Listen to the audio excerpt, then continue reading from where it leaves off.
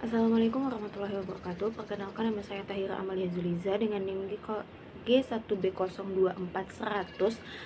Di sini kita akan membahas tentang vibrasi molekul. Sebelum masuk ke pembahasan spektroskopi, pertama-tama kita perlu memahami bahwa atom-atom di dalam molekul sebenarnya tidak pernah benar-benar diam. Walaupun dengan kasat mata mereka terlihat diam, tetapi pada tingkatan mikroskopis, atom-atom penyusul molekul selalu bergerak. Gerakan tersebut dapat berupa translasi, rotasi, maupun vibrasi. Nah, vibrasi inilah yang akan kita bahas sekarang. Oke. Vibrasi molekul merupakan gerakan bolak-balik atom dalam molekul terhadap posisi keseimbangannya. Sebagai contoh, pada molekul diatomik seperti HCl atau CO, kedua atom akan bergerak saling mendekati dan saling menjauh secara periodik. Gerakan ini dapat dianalogikan sebagai atau seperti dua bola yang dihubungkan oleh sebuah pegas. Ketika pegas ditarik, maka pegas akan kembali ke posisi semula, yaitu pola gaya antar atom dalam molekul. Baik, untuk vibrasi molekul sendiri, fisika modern menggunakan model disebut osilator harmonik sederhana. Nah, dalam model ini, ikatan antar atom dianggap seperti pegas yang memiliki gaya pemulih. Ketika atom bergeser dari posisi keseimbangannya, maka akan muncul gaya yang berusaha mengembalikannya ke posisi awal. Konsep ini dijelaskan melalui hukum Hooke dengan persamaan F sama dengan min Kx, di mana F merupakan gaya pemulihnya, K adalah konstanta pegas atau kekuatan ikatan, X adalah simpangan dari titik keseimbangannya. Tanda negatif sendiri pada min Kx ini berarti menunjukkan bahwa arah gaya selalu menuju pada posisi keseimbangannya. Jadi, semakin jauh atom menyimpang, maka semakin besar gaya yang menariknya kembali. Baik, selanjutnya dalam mekanika kuantum energi, vibrasi molekul tidak bersifat kontinu, melainkan terkuantisasi. Artinya, molekul tidak dapat memiliki sembarang nilai, tetapi hanya dapat berada pada tingkatan energi tertentu saja, yaitu energi molekul yang dirumuskan sebagai IF sama dengan V plus setengah HF, dengan IF sama dengan energi vibrasi, dan F itu bilangan kuantum vibrasi, serta H adalah konstanta Planck. F-nya itu merupakan frekuensi vibrasi molekul. Nah, hal ini menunjukkan bahwa molekul tidak dapat memiliki energi di antara dua tingkatan energi yang berdekatan dengan nilai yang F-nya itu 1, 2, 3, dan seterusnya. Nah, dari sini kita tahu bahwa semakin besar nilai bilangan kuantum vibrasi, maka energi vibrasinya juga semakin besar. Nah, jika pada keadaan V-nya itu sama dengan 0, maka energi I0-nya sama dengan setengah HF. Kenapa gitu? Karena kan V-nya 0, jadi tidak perlu ditambah. Nah, energi ini juga disebut dengan zero point energi atau energi titik nol. Artinya, bahkan ketika molekul berada pada keadaan energi yang rendah, molekul tersebut tetap bergetar dan tidak benar-benar diam. Nah, kita lanjut. Frekuensi vibrasi molekul dipengaruhi oleh dua faktor utama, yaitu massa atom dan kekuatan ikatan antar atom. Nah, persamaannya itu dapat ditulis seperti ini. Dengan nilai F sendiri yaitu frekuensi vibrasi, K adalah konstanta gaya ikatan, mu merupakan massa tereduksi atau massa dari masing-masing pegasnya. Nah, dia itu kan di sini disebut mu sama dengan M1 M2 kali per M1 plus M2. Oke, sorry, kita ulang. Mu adalah M1 kali M2 per M1 plus M2, di mana M1 itu merupakan massa atom pertama dan M2 itu merupakan massa atom kedua. Jadi mu itu merupakan massa dari masing-masing atom. Nah, jadi semakin kuat ikatan nilai K itu, maka semakin Jadi semakin kuat molekul maka nilai K semakin besar. Akibatnya frekuensi vibrasi juga semakin besar. Sebaliknya, semakin besar massa atom, maka frekuensi vibrasi menjadi semakin kecil. Nah, hubungan vibrasi molekul dengan gelombang elektromagnetik, getaran molekul dapat berinteraksi dengan gelombang elektromagnetik. Jika energi gelombang yang datang sesuai dengan selisih energi antar tingkat vibrasi, molekul dapat menyerap energi tersebut dan berpindah ke tingkat energi yang lebih tinggi. Fenomena ini menjadi salah satu bukti bahwa energi pada sistem mikroskopik bersifat terkuantisasi. Nah, persamaan vibrasi molekul dalam fisika yaitu konsep vibrasi molekul memiliki peranan penting dalam berbagai cabang fisika, yaitu menjelaskan struktur energi molekul, menjadi dasar kajian mekanika kuantum, membantu memahami interaksi materi dengan radiasi elektromagnetik menggunakan dalam penelitian fisika dan molekul, dan yang terakhir itu menjelaskan sifat thermal suatu zat seperti kapasitas, kalor, dan energi internal. Baik, di sini terdapat juga penerapan vibrasi molekul, yaitu beberapa penerapan konsep vibrasi molekul dalam kehidupan dan teknologi, antara lain yaitu yang pertama sensor inframerah, lalu ada analisis atmosfer bumi dan planet lain, yang ketiga itu penelitian material baru, yang keempat pengembangan teknologi laser, dan yang kelima itu spektroskopi untuk penelitian fisika modern. Baik, di sini ada terdapat contoh soal. Nah, di sini kan misalnya suatu molekul memiliki frekuensi vibrasi sebesar 5 kali 10 pangkat 13 Hz. Nah, dengan nilai H-nya itu 6 kali 62 kali 10 pangkat 34 joules count. Kenapa ini?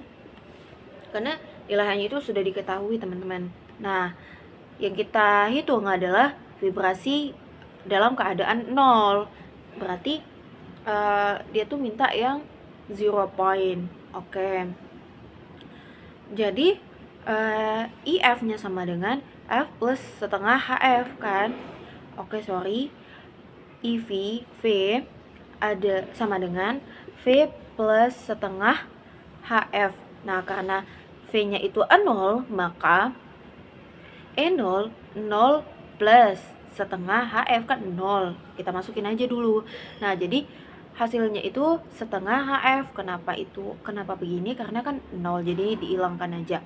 Nah, jadi tinggal disubstitusikan nilai H-nya sama nilai F-nya, dimana setengah dikali 6,62 kali 10 pangkat min 34 dikali 5 kali 10 pangkat 13. Nah, hasilnya itu adalah 1,655 kali 10 pangkat min 20 joule. Nah, jadi gagasan di atas menunjukkan bahwa walaupun molekul berada pada tingkatan energi paling rendah, molekul tetap memiliki energi vibrasi. Hal ini menunjukkan adanya zero point energi dalam mekanika kuantum. Nah, ini juga ada terdapat contoh soal, tapi dia tuh V-nya itu sama dengan 1 yang pertama. Berarti tinggal ditambah V-nya 1. Nah, 1 plus setengah itu berarti kan 3/2. Nah, tinggal dimasukin. Jadi hasil akhirnya itu sama dengan ini. Oke.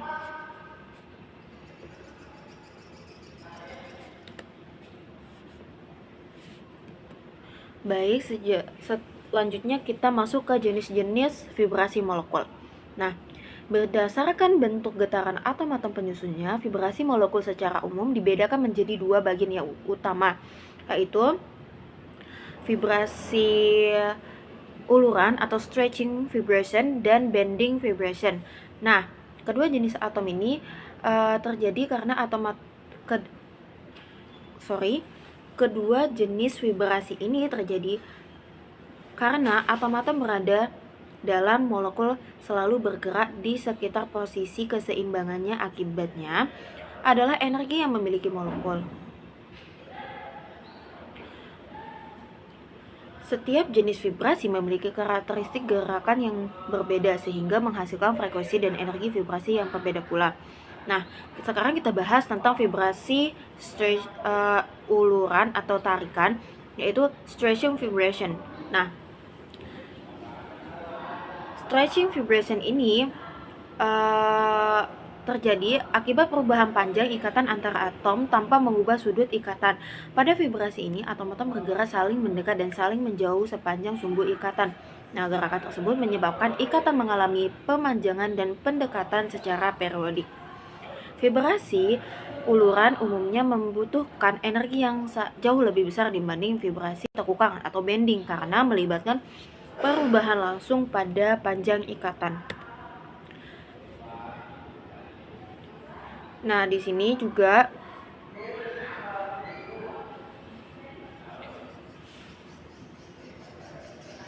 vibrasi stretching itu dibedakan lagi menjadi dua bagian, yaitu simetris dan ansimetris. Nah, pada bagian simetris, atom-atom bergerak secara persamaan ke arah yang sama relatif terhadap atom pusat. Jadi, salah satu ikatan memanjang, ikatan lainnya juga memanjang secara bersamaan. Begitu pula saat memendek, keduanya memendek secara bersamaan. Gerakan ini menghasilkan pola vibrasi yang teratur dan seimbang. Oke, contohnya itu dapat ditemukan pada molekul karbon dioksida atau CO2, di mana kedua atom oksigen bergerak menjauh dan mendekat terhadap atom karbon dioksida secara bersamaan. Oke. Yang kedua yaitu ada ansimetris. Nah, pada uluran ansimetris, gerakan atom tidak terjadi secara bersamaan dalam arah yang sama. Ketika satu ikatan memanjang, ikatan lainnya juga memendek. Akibatnya, pola gerak yang dihasilkan menjadi tidak seimbang. Vibrasi ini biasanya memiliki frekuensi terhadap lebih tinggi dibandingkan uluran simetri karena merupakan perubahan posisi atom yang lebih kompleks. Nah, jadi contohnya itu juga dapat ditemukan pada molekul CO2 ketika salah satu atom oksigen bergerak mendekati karbon, sementara atom oksigen lainnya bergerak menjauhi. Nah, jadi tadi kan kita udah ke stretching vibration, sekarang kita masuk ke bending vibration. Nah, di bending vibration ini juga dibagi lagi menjadi 4 bagian. Nah, bending vibration sendiri merupakan vibrasi yang terjadi akibat perubahan sudut ikatan antar atom tanpa mengubah panjang ikatan secara signifikan. Pada vibrasi ini, atom-atom bergerak sehingga sudut antar ikatan berubah secara periodik. Energi yang dibutuhkan untuk vibrasi tekukan atau bending ini umumnya lebih kecil dibanding vibrasi stretching yang tadi. Nah, di sini kita dapat tahu bahwa dia itu terdapat 4 bagian. Yang pertama adalah Rocking, yang dimana Rocking adalah gerakan dua atom atau lebih yang bergerak bersama-sama ke arah yang sama dengan satu bidang. Nah, sedangkan schizoring itu merupakan gerakan atom yang saling mendekat dan menjauh dalam satu bidang sehingga menyerupai gerakan gunting yang membuka dan menutup. Nah, pada vibrasi ini sudut ikatan berubah secara terus-menerus selama proses getaran berlangsung.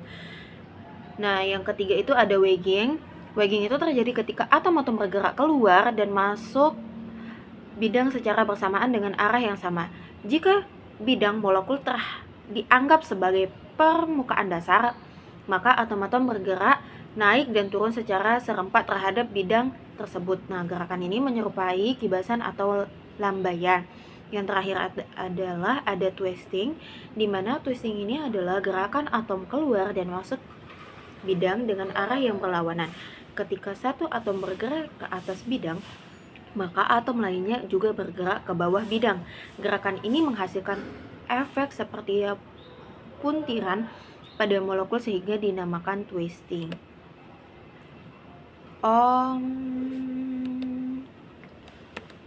Nah, di sini juga terdapat kesimpulan tentang perbandingan vibrasi uluran dan vibrasi tekukan.